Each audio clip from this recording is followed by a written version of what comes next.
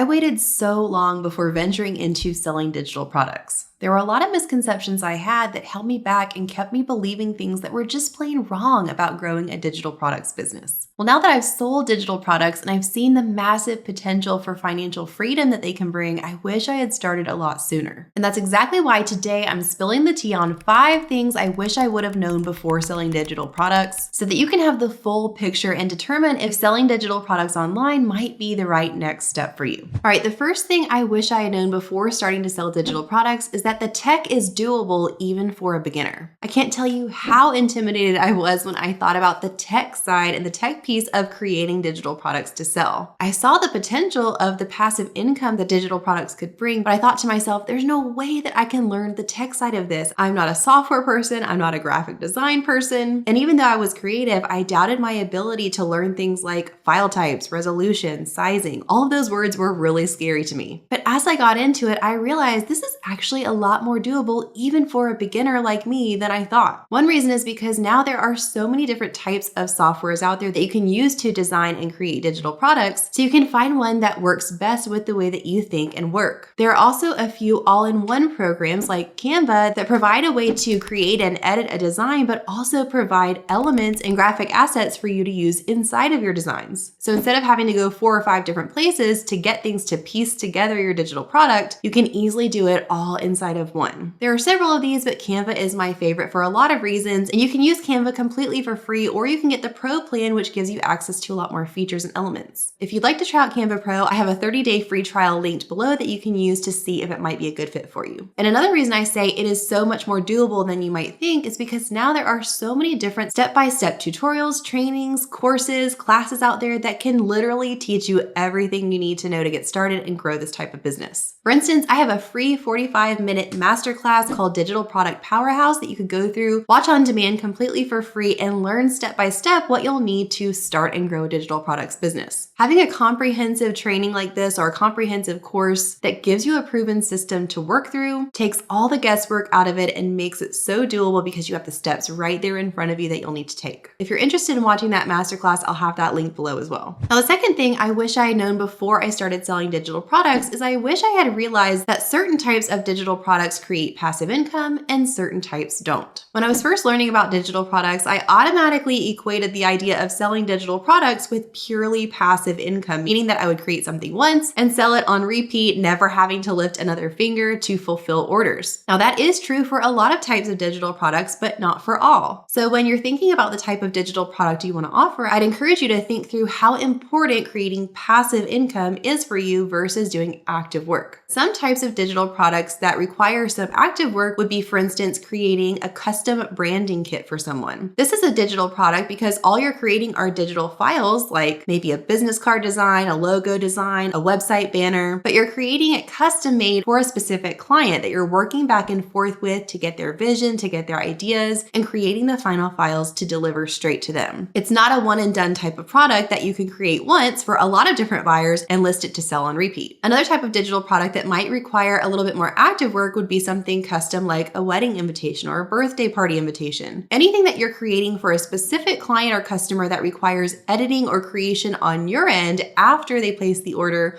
would be considered more of an active work digital product. Now, if you're not so much into that and you're like, sign me up for everything passive, then I've totally got you here too, because there are so many different types of digital products that you can literally just create once and set it up to sell over and over again, almost on autopilot. These are instant downloads of different kinds, like creating a Canva template that someone could purchase and you give the link to automatically, or downloadable instant wall art. It's something that they purchase and they instantly get the file that you've already created and uploaded, so you're not having to do any extra work and they get to print it out right away on their end. Anything that you're not having to edit or create after the purchase on your end is considered passive. A lot of times you can charge a little bit more for the products that require active work on your end because you are having to give more of your time and specialized attention, but you might prefer to go the passive route so that you're not having to do any more active work and you can just rack up the cha-chings while you sleep, while you're on vacation, while you're in the car line picking up the kids. So it's really up to you, but just to know that there's those two options and two different routes you can go with selling digital products. The third thing I wish I had known before starting to sell digital products is that there are trend resources available. In the start of my digital products journey, I was a little bit intimidated by the thought of having to figure out what people wanted and what to create all on my own. But I soon learned that I didn't have to start from scratch and that I could actually tap into research from the professionals as far as what's trending and what is currently in demand. Using this kind of research is so helpful to make sure that you're creating products that are going to fly off those shelves as soon as they're listed. So just like you might incorporate trends for things like materials and patterns into a physical product, there are trends that you can incorporate into digital products as well. These are things like researching what types of fonts are trending, what types of color schemes people are wanting, and even what types of graphic elements are drawing people's eyes currently. You can get this kind of trend research information from a lot of different trend websites. I'll have some of my favorites linked below for you in case you'd like to explore, but some of these are Canva trends, Creative Markets trend reports, the Creative Market newsletter, Pinterest trends, and Etsy's Marketplace Insights reports. It is so helpful when you realize you can use a combination of these to inform your product decisions when you're deciding what colors to use or what fonts to use. You don't have to just guess and throw it up there for trial and error. You can be sure you're creating something that is in demand in the market and is going to be super appealing for your target audience. All right, moving on to our next thing that I wish I would have known before starting to sell digital products, and that is that you can start scrappy. It can be really tempting when you're just starting out to look at all the different possibilities and think to yourself, oh man, I need a huge startup budget for all this fancy equipment, for the fancy software, for all the things. But I want to encourage you that most of us start scrappy, and it is totally okay to do that. When I say scrappy, I'm talking about starting with the bare minimum and keeping things really lean, just with the very few things that you actually do need in the beginning until you grow your business a little bit and you start to scale, and then you can add on the extras. But in the beginning, you don't have to have all the bells and whistles. Literally, all you need to start creating and selling digital products is number one, a device to use to start your creation process, whether it be an inexpensive laptop or computer or iPad. You can do a lot on your phone, though it's probably easier to do something with a tablet or a desktop, but it doesn't have to be anything fancy, just something that you can literally just get on your creation software and start working. And number two, you'll need a program to actually create your designs on. Now, these range all the way from totally free to use to programs that cost a higher monthly amount. But when you're just in the beginning, you're starting scrappy, you can totally use some programs for free. These would be programs like Canva, GIMP, or Inkscape. Now, like I mentioned before, Canva does have an upgraded version, Canva Pro, if you're interested in getting access to some other features, but you can totally do everything you need to start your business on the Canva free plan and get started that way. Another thing I love about Canva, which I touched on before, is that not only can you create and edit your designs inside of Canva, but Canva has a whole huge content library full of photos, digital elements, graphics, assets that you can use in your designs for commercial usage. You just want to make sure to read through their commercial usage terms to make sure that you're using them in the right way. But there's so many different things at your fingertips within Canva itself that you honestly don't need any other programs. You can just make it and edit it and source it all within Canva. And then thirdly, the last thing that you absolutely need is a platform to sell on. So once you've created and gotten your products already, you have the final files saved, then you need a platform to actually sell it on, right? So my top three options for digital product sellers would be to sell either on Etsy, Shopify, or on Creative Market. I love all three of these platforms for different reasons, but I would say Etsy is probably the easiest one to get started on if you're a complete beginner because it's a marketplace platform. So your products and listings are likely going to be found more easily and quickly through the search. Whereas with a Shopify site that's your own website, you're going to have to be doing a lot of driving your own traffic and marketing externally to get any traction on. It could be a good next step once you've had some success on Etsy. I've seen a lot of people move over to Shopify or do both together. And then thirdly, Creative Market is a graphic elements and assets website where creatives and graphic designers sell digital products as well. That one is a little more selective as you have to go through an application process to become a seller for Creative Market. But if you're confident in your skills and you leveled up a little bit, that could also be a really great platform to sell on. One more thing I love about starting on Etsy is that you can do it for free. You can set up your account totally for free. The only thing that you pay in the beginning is a 20 cents listing fee just to get your first listing going. And then you don't pay anything else until you create more listings or until you start getting sales, at which point you just pay a percentage as a fee. Super easy to get started on, does not require hardly any upfront starting budget. And that's honestly the best way to start scrappy and get things going. And the last thing I wish I had known before starting to sell digital products is that there is still room in the market. I can't tell you how disheartened I felt every time I thought about starting and then thought about how saturated the market for digital products seemed to be. I really felt like, why should I ever start if I'm just never going to be able to break through? But I want to encourage you here, friend, that the market is not too saturated and that there are new shops that are opening up every every single day that are having major success in this niche within their first few months, in their first year. They are still breaking through and being found and being discovered and having crazy success. So I see this in my own research, I see it with my students, and I want to encourage you to break past that mindset that might tell you just never to try because it seems saturated. The truth is that it's actually a good thing that there's demand for the type of product that you're wanting to sell. If there was no market demand for it, no one would want to sell in that category, right? So the fact that you see other sellers and lots of listings in that product category is a great sign. I want you to also think about the fact that demand is continuing to grow year on year as the world continues to turn more and more digital, especially in people's shopping habits. More and more people are wanting to shop from the comfort of their own home online and purchase things that are instant downloads that just provide so much convenience as opposed to running to the store to grab something physical. You can be sure that these type of shopping trends and habits are not going away anytime soon. I also want you to think about the fact that even though there may be people who are selling very similar things to what you want to sell, you have your own unique style, your own unique perspective, and you have your own unique ideas that you can implement to put your own twist on things and create products that no one else has and no one else can come up with. There is an audience and a market for what you have to offer, and they could just be out there waiting right now for you to put out that product that they just can't find anywhere else. They're looking for something specific, so maybe there's some similar things out there, but they're waiting for that product that has your twist on it. So don't ever underestimate your ability to make something different, to level it up, to make it more of an attractive offer than your competitors, and to really truly be able to break through and offer some really great products for your target audience. So those are the top 5 things that I wish I would have known before starting to sell digital products, because those are the things that generally held me back from really wanting to dip my toes in the water, and misconceptions that I believed that held me back. Overall, if I could go back, I'd tell myself that it's more doable than you think. You can get started even today. You don't have to be in a perfect place to get started, and you can grow from there. And the best decision you can make is to find an all-in-one step-by-step training or a course or a class of some sort that will start you off on the right foot so you get an understanding of the fundamentals of digital products. I wish I had had something like that when I was starting, but that's exactly why I created my masterclass, Digital Product Powerhouse, so that you have a resource you can go to that's not going to take up all of your time. It's only 45 minutes long, but it's going to go through the basics of what you need to know and what websites and resources you'll need to use specifically for your type of digital product business. So I'd love for you to click through and watch that class. The link is in the description box below. And I'd also love for you to comment below and tell me what type of digital products you're interested in selling. Talk soon, friends.